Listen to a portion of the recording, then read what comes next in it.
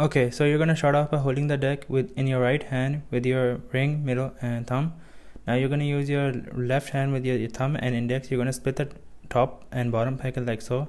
You're gonna drop the top packet into a straddle grip like so, and you're gonna pivot this back packet about your middle, okay, your right middle, and clip it with your right ring. And then you're gonna basically twist this packet around your left thumb, and you're gonna clip this packet with your left thumb and index. And now you're gonna rotate your left hand like so and clip this packet. When you rotate it, you're gonna clip this packet with your ring and middle like so. And now you're gonna twist your right hand like so, having the packet clipped.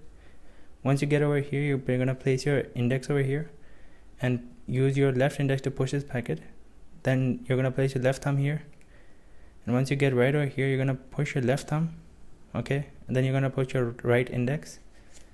So now this packet is now facing like so. You're gonna now twist this packet like so underneath it and pivot it about your left thumb, push your right thumb down, close this packet and with your left thumb, and now you're gonna clip this packet with the bottom with your right index and middle and place it on top like so.